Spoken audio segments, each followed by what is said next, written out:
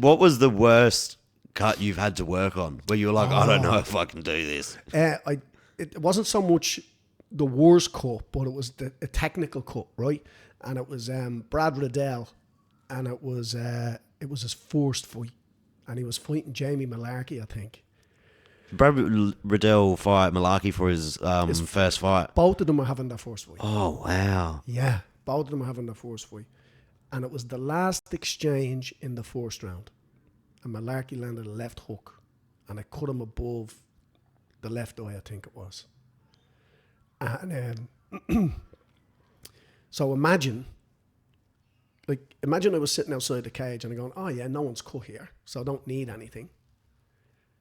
And then all of a sudden, the very last punch that gets thrown is his thing. So what we do is we prepare. So when we sit down to get ready for a fight, we prepare as if the guy is already cut. Yeah.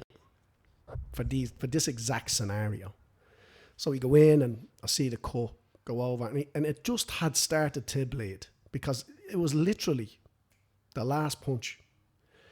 And he sits down on the thing, and I'm like, oh yeah, okay. When he turns to me, I look at it, and it's like his whole eyelid just kind of flopped over. Oh, shit. And I'm looking at the bone, like I'm going, holy shit, that's deep. Like, that's deep. And so yeah, and he looks at me and he goes, is it bad? And what did I say to him? I said, I said something like, don't worry about it. I've cut myself worth shaving. That's what I said to him. His eyebrows fucking hanging off. Yeah. Well, it wasn't his eyebrow. Yeah, it was pretty high up here. It was pretty bad, actually. It was pretty bad. And but I stopped the cut.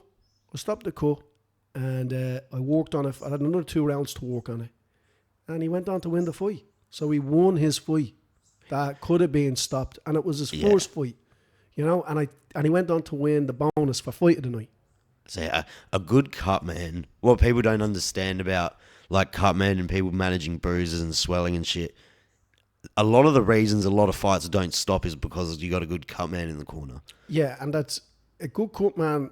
Makes a huge difference. And you should be like a good referee. How do you know a referee's done a good job? Because you don't see him. Yeah, you don't know they're there. You don't know they're there. Mm. Right? And Big John McCarthy was probably one of the best examples of it. He was so slick and so like out of the way all the time. You rarely like. Yeah, but are you looking back with rose-tinted glasses? Maybe I might just be romanticising. Do you know what I mean? Great referee, a pioneer. You know, but he absolutely made mistakes. There's no two ways about that, right? Same as Herb Dean. Herb Dean, one of the best in the game. One of the best in the game. He's had bad nights. Super laid back, but that's it. Like if you drive your car long enough, you're going to crash it at some stage. If you ride a motorbike long enough, you're going to fall off it at some stage. Is it harder dealing with cuts or swellings? It depends. Swellings can get way out of control. Yeah, I was going to say, because if you get a really good, if you get a good hematoma or something in the side. Swelling can get way, way, way out of control, especially on the soft tissue under the eye. You know, and then that can start to close the eye. But all you can do is get your cold compress on it and try and. That's what it is it? So the bar that you're pressing on the face, that's just a cold, that's been in ice the whole time. Yeah. And you just compress it onto the and you compress bruise. It on, and you're kind of moving around the blood, or no? That's an old urban myth, you know. Excuse me. No, you're right. That's an old myth where, you know, you push the bruise away from the eye. All you're doing is create, like, this swelling here will stay, and all you're doing is pushing bad stuff. So you're just making it worse. But you think you're pushing it away. So you just press down. You just press down as much as you can and maintain and try and lessen the swelling in that area. You don't want to push it into another area. You don't want to take good skin or good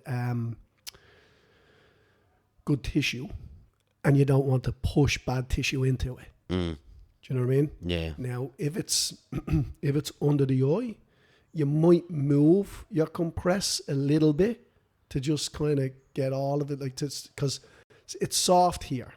So I can't press into your eye because your eye is soft. So I might want to take it and get it onto the bone and then press. So I have something to press against. So you might see the end swell or the bag of ice or whatever they choose to use to pull it down, and you want something behind it to press against. You know, but yes, we don't want to be, you know, the old school. Yeah, because I remember they used to like push it, and I was like, "Fuck, is that like just moving it around? It's crazy." Yeah. Like, and don't get me wrong, I've done that myself. Like, Just learning. Yeah, it's just learning. Yeah. Yeah, right. That would. I remember the worst swelling I've ever seen would always be Joanna Jędrzejczyk's fucking head. That was in. That is at that point you can't help her, can you? But here's the thing, like, who are we to tell her to stop? Oh, she's a great fight, best female fight of all time. But you can't help her at that point. Surely, like, there's nothing you really can do besides just keep it down. Yeah. And she's going back out to get hit. Like, it's not like she's going to sit on the couch and relax with a bag of ice on her. You know what I mean? She's going back out to get hit. From one of the highest level strikers in women's MMA. Yeah. It's bloody crazy. Madness.